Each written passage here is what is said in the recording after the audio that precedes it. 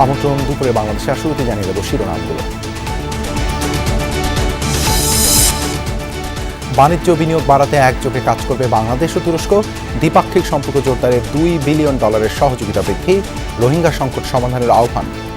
মুক্ত বাণিজ্য অর্থনীতির সুযোগ বাড়াতে আলোচনা হয়েছে। বাংলাদেশের সাথে তুরস্কের বাণিজ্য সম্পর্ক আগামীতে আরও শক্তিশালী হবে। তুরস্ককে বাংলাদেশের অর্থনৈতিক বিশেষায়িত অঞ্চলে বিনিয়োগের আহ্বান জানিয়েছে। রোহিঙ্গাদের স্থান দিয়ে বড় মানসিকতার পরিচয় দিয়েছে। রোহিঙ্গাদের নিরাপদ ও সম্মানজনক প্রত্যাবর্তনে কাজ করব আমরা। রাজবাড়ীর দৌলতদিয়া ফেরি ঘাটে পড়ে যাওয়া বাস উদ্ধার। চালক ও হেলপার হাসপাতালে ভর্তি। 2 জেলায় সড়ক দুর্ঘটনায় নিহত 6। বিএনপিতে ফিরতে মরিয়া বহিষ্কৃত নেতারা। দোষ স্বীকার করে কেউ কেউ করেছেন আবেদন। লঘু অপরাধে দলছুট নেতাদের ঘরে ফেরানোর পরামর্শ।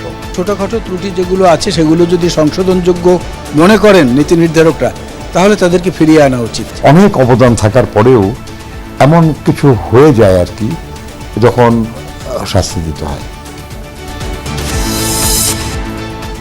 কমিশন না থাকায় প্রায় 3 মাস ধরে দুদকে অচলাবস্থা। থমকে আছে দুর্নীতি বিরোধী কার্যক্রম। দ্রুত পদক্ষেপ গ্রহণের তাগিদ টিআইবি।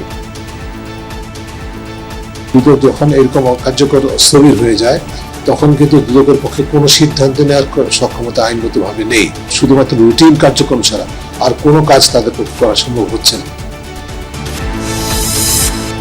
সরবরাহ ভালো থাকায় রাজধানীতে সবজির দামে কিছুটা স্বস্তি। মাছ বাজার চড়া, কিছুটা কমেছে সোনালী মুরগির দাম। ঢাকায় 250 বছর ধরে বসবাসকালে আর্মেনীয়দের হাত ধরেই মুদি দোকান, ব্যাংকিং আর গণপরিবহন কোম্পানির যাত্রা ছাপ রেখেছে সংস্কৃতি আর ভাষায়। ইউরোপের কোনো দলের বিপক্ষে আজ প্রথমবার মাঠে নামবে হামজার বাংলাদেশ। ভারতের মুখোমুখি হওয়ার আগে নিজেদের ঝালিয়ে দিচ্ছে নারী দল। কাল ফাইনাল।